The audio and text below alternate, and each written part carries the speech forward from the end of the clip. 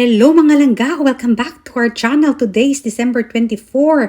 At eto, magluluto tayo ng cheese buchi. Napakasimple at masarap. Dadalhin natin mamaya sa ating Christmas Eve party. These are our ingredients. So magnolia cheese ang gamit ko. Cut into cubes. 1 tablespoon ube flavoring. 1/3 cup white sugar. 1/2 teaspoon salt,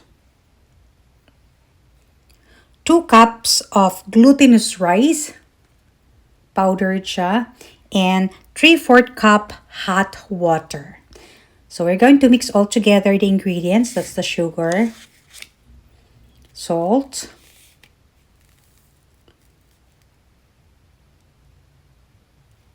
and the ube flavoring. That is 1 tablespoon. Mix well until the sugar is dissolved. Add gradually your glutinous rice flour.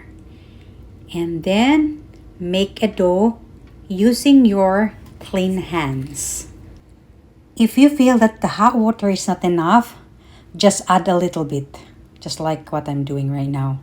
Ganun kasi ako puro tansyahan Kahit may recipe, yan, ready na. It's ready now. Then scoop 1 tablespoon of the dough and flatten it in your hand.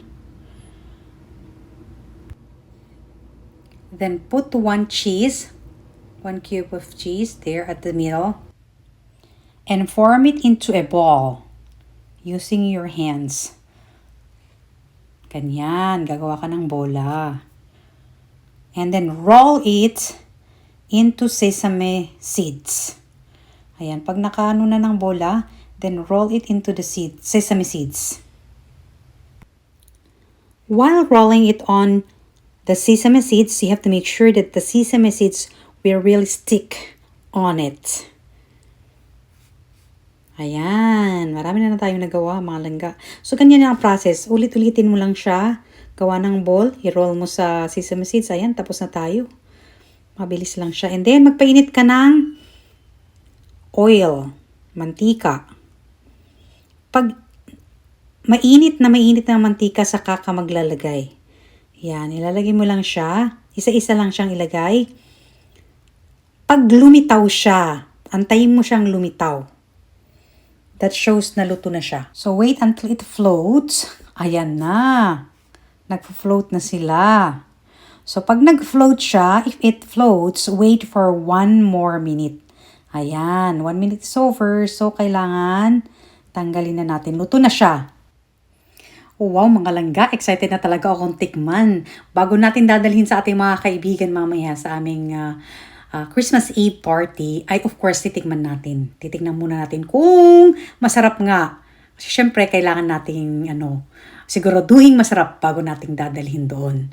Ayan, so mahilig lang ako magluto sa mga simpleng luto basta masarap siya. Kasi ayoko yung komplikadong mga lulutuin. Gusto ko yung simple lang.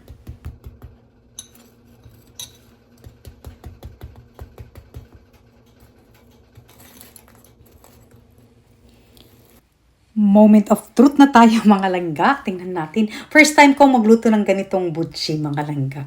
Kasi naghahanap ako ng dadalhin namin sa aming Christmas Eve party. Nakakaya nang pupunta kami na wala kaming bit-bit. Gusto ko yung luto ko.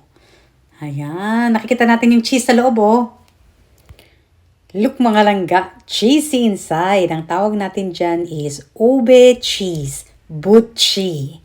Buchi. Ayan na, diba? Cheesy siya. Pinakita ko cheese. Sarap. Nakakatahan mo yung cheese.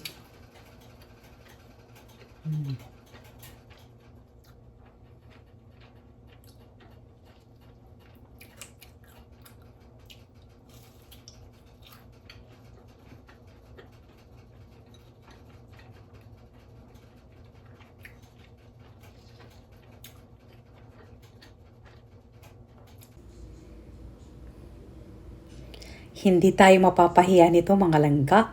Super sarap. crunchy. Tapos cheesy. Cheesy talaga siya. I-try nyo mga langga. Thank you so much for watching mga langga. Merry Christmas! See you in the next vlog. God bless. Stay safe.